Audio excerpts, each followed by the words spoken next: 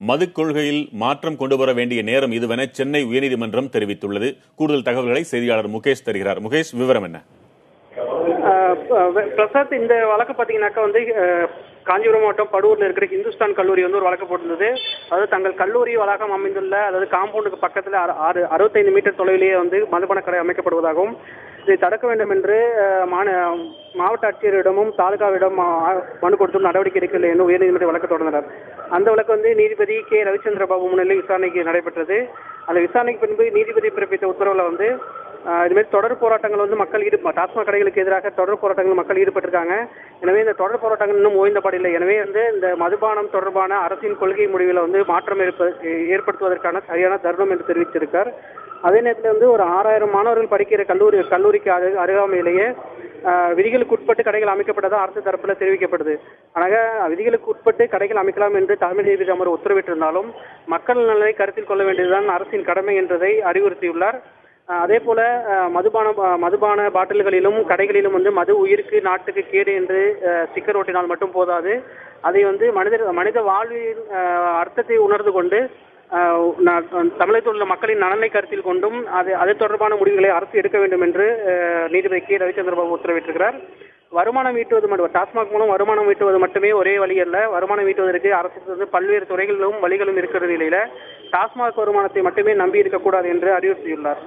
அதே போல எந்த ஒரு அரசும் மக்கள் நலனுக்காக தான் டாஸ்மாக் கடைகள் அமைக்கப்படுகிறது என்பதை தங்களது பெருமையாக சொல்லிக்கொள்ள முடியாது என்றும் நீதிபதி தனது உத்தரவில் குறிப்பிட்டுள்ளார்.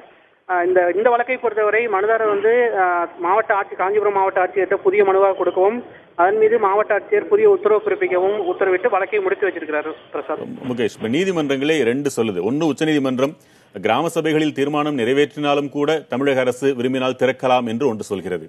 இந்த பக்கம் உயர்நீதிமன்றத்தில் இப்படியான மக்களுக்கு ஆதரவாக மது கொள்கையில் மாற்றம் கொண்டு வர வேண்டும் என்று கூறுகிறது.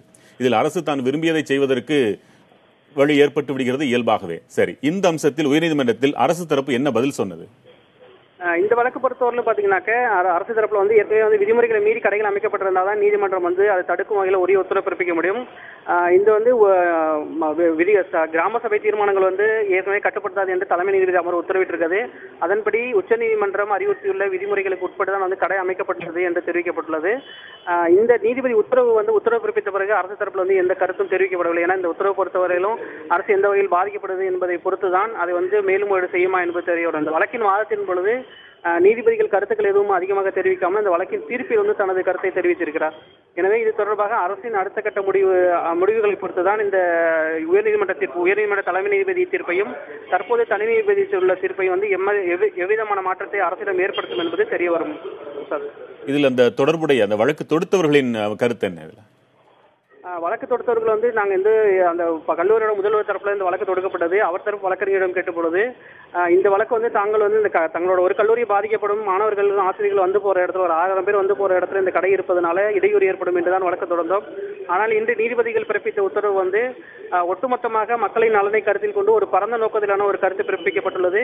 இதை ஒரு முத்தாய்ப்பாக எடுத்துக்கொண்டு அரசு மது கொள்கையில் ஒரு மாற்றத்தை ஏற்படுத்தியமையானால் தற்போது நடைபெறும் போராட்டங்களுக்கு ஒரு முற்றுப்புள்ளி வைக்கும் வகையிலும் மதுபானங்களால் அதிக குற்ற சம்பவங்கள் அதிகரிப்பதாக நீதிபதி தனது உத்தரவில் குறிப்பிட்டிருக்கார். அந்த குற்ற சம்பவங்கள் குறைவதற்காகவும் ஒரு நல்ல ஒரு வாய்ப்பாக அமையும்.